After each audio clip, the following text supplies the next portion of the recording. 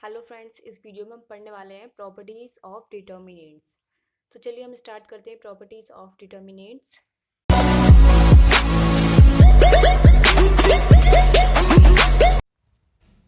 तो सबसे पहले हमारी जो फर्स्ट प्रॉपर्टी है वो क्या है? The value of determinants remains unchange if its rows and columns are interchange. मतलब जो हमारी वैल्यू है डिटरमिनेंट की वो अनचेंज होती है, यानी कि उसमें कोई बदलाव नहीं होता जब हम कोई भी रोज या कॉलम को इंटरचेंज करते हैं। यानी कि हम अगर रोज और कॉलम्स को जो है इंटरचेंज कर रहे हैं तो हमारी जो वैल्यू आएगी डिटरमिनेंट की उसमें कोई चेंज नहीं आएगा। ठीक है, इसका मतलब ये है और इसे हम वेरीफाई करके देखेंगे। सबसे पहले हमने ये लिया है डेल वन, इससे हम डिटर्मिनेंट को डिनोट करते हैं। ठीक है, तो सबसे पहले हमने ये कोई भी मान लिया है matrix A1 A2 A3 B1 B2 B3 C1 C2 C3। ठीक है, ये हमारे पास कोई मैट्रिक्स है, स्क्वायर मैट्रिक्स। ठीक है, हमें हमेशा डिटर्मिनेंट्स हम उसी का फाइंड कर सकते हैं जो हमारी स्क्वायर मैट्रिक्स हो। ठीक है, तो ये हमारे पास स्क्वायर है। अब हम इसे एक्सपेंड करेंगे अलोंग फर्स्ट रो। ठीक है, फर्स्ट रो के अलोंग हम जो है इसको एक्सपेंड करेंगे। हमने इसको एक्सपेंड किया, मैंने आपको कल बताया था सॉल्व करने का मेथड। इसको अपने जो लास्ट वाली वीडियो मैंने डाली थी उसमें आप जरूर देखिए किस तरीके से हम डिटरमिनेंट को सॉल्व करते हैं। इसी तरीके से यहाँ पे इसको सॉल्व किया गया है। ठीक है, तो A1 इसको हम, इससे हमें कोई मतलब नहीं, इससे हमें कोई मतलब नहीं, इसको स्क्वायर, इसको सॉल्व कर लेंगे। ठीक है, B2 C3 B3 C2। ठीक है, माइनस A2 हम अलोंग R1 यानी कि रो फर्स्ट में जो है एक्सपेंड कर रहे हैं। ठीक है, A2, इससे हमें कोई मतलब नहीं, इससे हमें कोई मतलब नहीं, इन दोनों का मल्टीप्लाई करेंगे, इन दोनों का करेंगे। ठीक है, B1 C3 minus B3 C1। ठीक है, हमारे जो यहाँ पे जो साइन है ये मैंने आपको कल बताया था। यहाँ पे जो हमारे साइन है ऑल्टरनेटिंग चलते हैं, पहले प्लस आता है, फिर माइनस आता है, फिर प्लस आता है, फिर माइनस आएगा, फिर प्लस आएगा। इसी तरीके से जो हमारे साइन जो है इसमें चलते रहते हैं। ठीक है, इसका ध्यान रखते हुए हमने ये जो है इसको सॉल्व कर लिया है, हमारा ये आ गया। अब हम क्या करेंगे, रोज और कॉलम को जो है आपस में इंटरचेंज करेंगे। यानी कि जो हमारी ये रोज है इनको हम कॉलम में लिख लेंगे। ये रोज इस तरीके से लिख लिया अपने, हमने यहाँ पे लिख लिया, इसको हम लेट कर लेंगे डेल टू। ठीक है, ये del one del two A1 A2 A3 B1 B2 B3 C1 C2 C3, यानी कि जो पहले हमारे कॉलम्स थे वो हमने रोज में जो है इनको लिख दिया है। ठीक है, अब हम इसको एक्सपेंड करेंगे अलोंग C1। ठीक है, इस तरीके से हमने इसको सॉल्व किया है। फिर हमें जो है मिल रहा है क्या, जो हमें डेल वन मिल रहा है और डेल टू मिल रहा है वो इक्वल मिल रहा है। ठीक है, उसमें हमारा कोई, ठीक है ना, हमारी इसकी कोई वैल्यू में जो है साइन चेंज हो रहा, हमारे ये जो दोनों है इक्वल आ रहा है। ना ही ऐसा हो रहा है कि डेल वन में जो हमारी डिटर्मिनेंट की डेल वन की जो वैल्यू है वो माइनस में आ रही हो या फिर कोई भी साइन चेंजिंग हो रहा हो, ऐसा कुछ नहीं है। ठीक है, तो हमेशा ध्यान रखना है अगर हम किसी भी डिटर्मिनेंट की रोज और कॉलम्स को इंटरचेंज करते हैं तो उसमें कोई चेंज नहीं आता है। ठीक है, अब उसी के साथ हम नेक्स्ट प्रॉपर्टी पढ़ेंगे। नेक्स्ट प्रॉपर्टी हमारी, if any two rows, if any two rows, ठीक है, और कॉलम्स ले सकते हैं या फिर रोज ले सकते हैं, of a determinant are interchange then sign of determinant changes. ठीक है, तो हमारी सेकंड प्रॉपर्टी क्या बोल रही है कि जो अगर हम किसी भी दो रोज या फिर कॉलम्स को इंटरचेंज करते हैं, ठीक है, डिटर्मिनेंट के जो हमें रोज और कॉलम्स दे रखे, अगर हमने उनको आपस में चेंज कर दिया, इंटरचेंज कर दिया, ठीक है, then sign of determinant changes. ठीक है, तो हमारा जो साइन है वो चेंज हो जाता है। ठीक है, इस चीज को हम जो है एग्जाम्पल के थ्रू आपको समझाएंगे। ये रहा हमारा एग्जाम्पल। ये हमने लिया है डेल वन, जिसमें हमारे ये नंबर्स हैं, इसको हमने सॉल्व किया तो हमें यहाँ पे मिल रहा है -28। ठीक है, यहाँ पे हमें क्या मिल रहा है -28।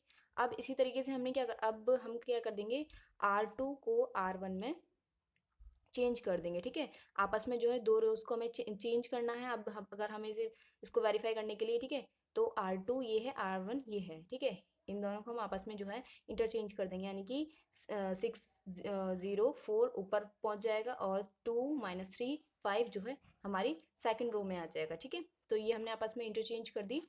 अब हमें इसको सॉल्व करके हमें क्या मिलेगा,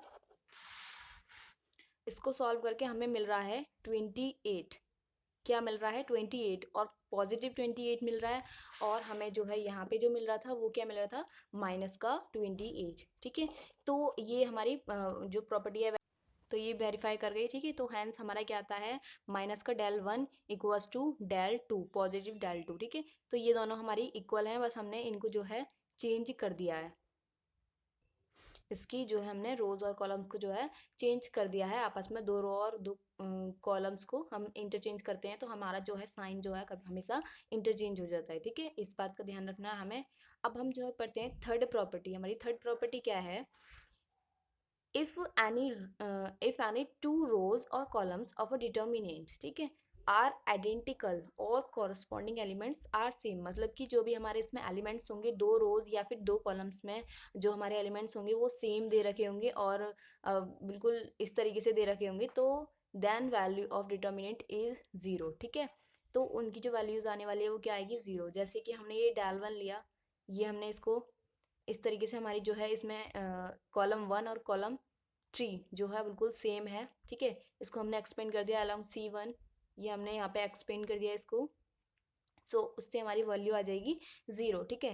hair C1 and C2 are identically, ठीक है, आइडेंटिकल, तो यहाँ पे जो है हमारे C1 और C3 जो है आइडेंटिकल है। तो हमेशा ध्यान रखना है, किसी भी अगर हमारे पास ऐसे डिटरमिनेंट दे रखा है जिसमें कि हमारी जो है वैल्यू फर्स्ट फर्स्ट रो या फिर सेकंड रो दोनों की जो है वैल्यू बिल्कुल सेम है, बिल्कुल सेम दे रखी है, तो उसका जो डिटरमिनेंट जो सॉल्व उसकी जो वैल्यू आएगी वो हमें जीरो मिलेगी, ठीक है, या फिर कॉलम में ऐसा दिया हो उसकी वैल्यू हमें जीरो मिलने वाली है, ये हमेशा आपको ध्यान रखना है, ठीक है। इसी तरीके से हम जो है फोर्थ प्रॉपर्टी पढ़ेंगे।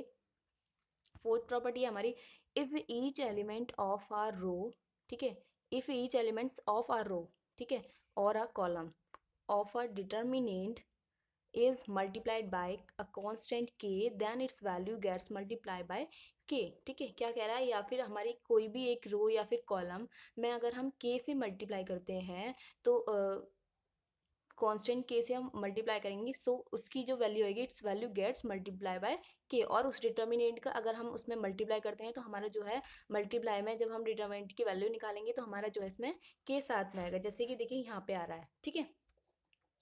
ये हमने वेरीफाई करने के लिए हमने ये ले लिया। अब हम इसको जो है सॉल्व करेंगे।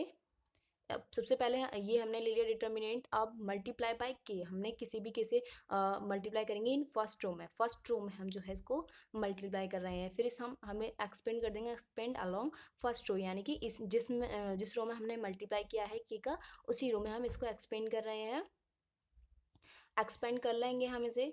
एक्सपेंड करने के बाद हमारा जो है ये इस तरीके से आ जाएगा, ठीक है, इस तरीके से हम इसको जो है सॉल्व करके करके यहाँ पे पहुंचेंगे, और लास्ट में ये क्या होता है हमारा, सबसे पहले KA1, ठीक है, B2 C3 ये सब हमारा आ जाएगा, फिर हम क्या करेंगे, के को जो है इन सब में से कॉमन ले लेंगे, ठीक है, यहाँ से के कॉमन आ रहा है, यहाँ से के कॉमन आ रहा है, और यहाँ से भी हमारा जो है के कॉमन आ रहा है, हमने यहाँ पे जो है के को कॉमन ले लिया, ठीक है, बाकी सारे एलिमेंट्स को ब्रैकेट्स के अंदर लिख लिया। अब उसके बाद हम के, अब ये आप जो है इसमें से के को हटा के इस वाले जो ये वाला डिटर्मिनेंट है, हम इसको इसको इसको सॉल्व करेंगे तो जो हमारी वैल्यूज आएगी वो ये आएगी, ठीक है। तो यानी कि हमारा क्या बन गया, ये डिटर्मिनेंट, ये आ जाएगी इसकी वैल्यू, ठीक है। तो क्या आ रहा है, हमने यहाँ पे वेरीफाई कर दिया, जो हमारा के अगर हम किसी भी रो या किसी भी रो या कॉलम में जो मल्टीप्लाई करते हैं के का, तो उसका जो लास्ट में जो वैल्यू आती है वो मल्टीप्लाई होके ही आती है, के से मल्टीप्लाई होके आती है, ठीक है। तो ये हमारी फोर्थ प्रॉपर्टी थी, ठीक है। हैंस ये इस तरीके से जो है हमें मिल जाएगा, हम यहाँ से के अगर कॉमन निकालेंगे तो इस तरीके से हम कॉमन निकाल सकते हैं। ये हमारी जो है 4.2 एक्सरसाइज में बहुत इंपॉर्टेंट है ये प्रॉपर्टीज, और इस इन प्रॉपर्टीज से बेस्ड जो है हमें क्वेश्चंस जो है हमेशा एग्जाम में आते हैं, सो इन प्रॉपर्टीज को आप ठीक से पढ़िए और ठीक से इनको याद कीजिए, इनकी प्रैक्टिस कीजिए, तभी ये आपको अच्छे से आने आएंगी, ठीक है। प्रॉपर्टी 5 पढ़ते हैं हम, इफ सम और ऑल एलिमेंट्स, यानी कि कुछ और सारे एलिमेंट्स ऑफ अ रो और column of a determinant are expressed as sum, ठीक है, of two or more terms, then the determinant can be expressed as sum of two or more determinants। क्या कह रहा है, अगर हमारा कोई भी या तो कुछ एलिमेंट्स या फिर सारे एलिमेंट्स जो है कॉलम में, ठीक है, अगर हम उसको उसमें जो है सम एक्सप्रेस करेंगे तो हमें जो वैल्यू मिलेगी टू और मोर टर्म्स में मिल सकती है, ठीक है। Then the determinant can be express as term of two or more determinants, और हमें वहां से क्या मिल सकते हैं, दो डिटर्मिनेंट्स मिल सकते हैं, दो या दो से ज्यादा मिल सकते हैं, ठीक है। जैसे कि यहाँ पे ये हमें दे रखा है, एग्जाम्पल में हमने ले रखा है ये हमें कोई डिटर्मिनेंट दे रखा है जिसमें कि हमारा लैम्डा जो है प्लस हो रहा है, लैम्डा 1 लैम्डा 2 लैम्डा 3 हमारी फर्स्ट रो में जो है ये सब ऐड हो रहा है, ठीक है। तो इसको हम जो है इस तरीके से लिख सकते हैं, ठीक है। तो ये प्रॉपर्टीज में हमारी जो हमारे पेपर जो हमारे क्या कहते हैं 4.2 एक्सरसाइज है उसमें ये यूज होगा, ठीक है। अब हम इसको वेरीफाई करेंगे, ठीक है। तो ये हमने ले ली, ये हमारे पास डिटर्मिनेंट है, ठीक है। एक्सपेंड अलोंग R1 के अलोंग जो हम इसको एक्सपेंड करेंगे, करेंगे हम, ठीक है। R1 के अलोंग एक्सपेंड कर रहे हैं, ये हमें एक्सपेंड करके हमें जो है ये यहाँ तक जो है मिल जाएगा, ठीक है। तो हम क्या करेंगे, A1 यहाँ तक हमने सॉल्व कर लेंगे, A1 प्लस लैम्डा 1 इसकी जो है A1 की मल्टीप्लाई करेंगे इन सब के साथ, और एक बार लैम्डा 1 की मल्टीप्लाई करेंगे इन सब के साथ, ठीक है। हमें जो है यहाँ से इस तरीके से मिल जाएगा, A1 का मल्टीप्लाई किया इसके साथ, फिर उसके बाद लैम्डा 1 का मल्टीप्लाई किया इसके साथ, है ना।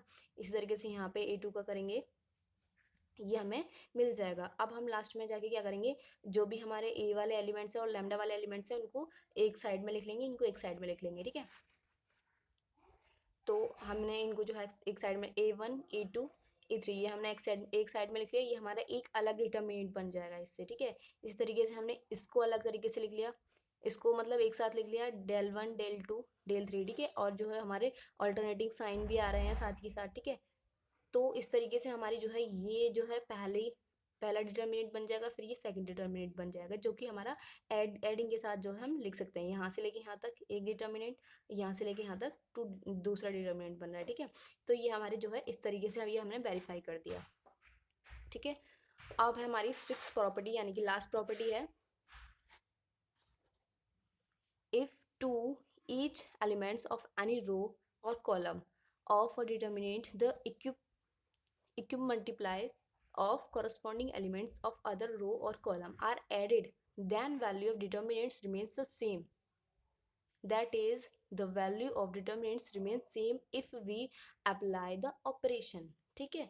तो इसमें क्या कह रहा है हमारे पास, जैसे कि मैं आपको एग्जांपल के थ्रू बताती हूँ,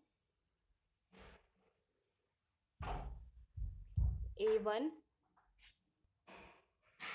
A2 A3, ठीक है। B1 B2 B3 C1 C2 C3, ठीक है। ये हमारे पास जो है डेल 1 है, ठीक है। इसी तरीके से हम एक और डिटर्मिनेंट ले लेंगे, इस डिटर्मिनेंट में हम क्या कर देंगे, जैसे ये है हमारी, इस तरीके से हम इसको लिखेंगे, ठीक है।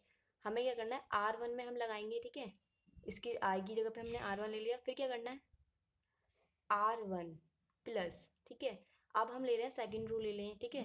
सेकंड रो में हमने 2 से मल्टीप्लाई कर दिया, ठीक है। 2 से मल्टीप्लाई कर दिया, की जगह पे हमने कि हमारा कोई भी कांस्टेंट नंबर है या फिर हम कोई भी कांस्टेंट ले सकते हैं, ठीक है।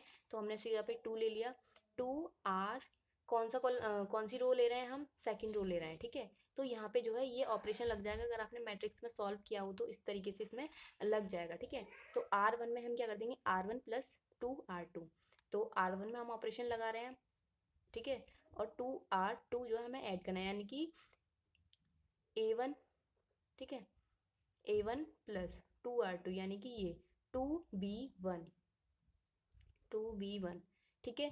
ये हो गया। अब इसी तरीके से यहाँ पे करेंगे A2 प्लस 2B2, ठीक है, प्लस इसको सॉल्व करेंगे A3 प्लस 2B3, ठीक है। ये हमारा जो है यहाँ पे ऑपरेशन लग जाएगा, ये बाकी के एलिमेंट्स ऐसे ही रहेंगे जैसे हमने मैट्रिक्स पे ऑपरेशंस लगाए थे, इसी तरीके से यहाँ पे भी लगेंगे, ओके। तो इसमें जो कह रहा है, क्या कह रहा है, हमारी जो इसकी वैल्यू आएगी और जो इसकी वैल्यू आएगी वो दोनों की वैल्यू जो है सेम होगी। अगर हम किसी भी अगर हम रोज वाइज ले रहे हैं तो रो वाइज लेंगे, ठीक है। अगर हम इस तरीके से किसी में भी मल्टीप्लाई करके इस तरीके से हम ऐड करते हैं तो हमारी जो वैल्यूज हैं वो अनचेंज रहेंगी, यानी कि जो वैल्यू डिटर्मिनेंट की जो वैल्यू आएगी वो सेम आएगी, यानी कि डेल 1 इक्वल टू डेल 2, ठीक है। चाहे तो आप इसको सॉल्व करके देख लीजिएगा, बिल्कुल सही बिल्कुल वही परफेक्ट आएगा, ठीक है। तो ये जो प्रॉपर्टी है हमारी जो है इसमें 4.2 एक्सरसाइज में यूज होने वाली है, और इसको जो है आप इन प्रॉपर्टीज को जो है बहुत अच्छी तरीके से पढ़िएगा, ध्यान में रखिएगा, क्योंकि इसके बिना जो है आप 4.2 एक्सरसाइज नहीं कर सकते हैं, ठीक है। तो और ये जो एक्सरसाइज है 4.2, इसमें से हर बार जो है क्वेश्चन आता है एग्जाम में, ठीक है। आप प्रीवियस एग्जाम उठा के देख लीजिए, उसमें ज़रूर आपको एक क्वेश्चन ज़रूर मिलेगा इसमें, ठीक है, और 4 मार्क्स का आता है, ठीक है। तो इससे नेक्स्ट वाली वीडियो में मैं आपको 4.2 एक्सरसाइज समझाऊंगी, ठीक है। जब तक आप इसे समझिए और ध्यान में भरिए। अगर अच्छी लगे तो प्लीज़ सब्सक्राइब ज़रूर करना, लाइक भी करना। Thank you.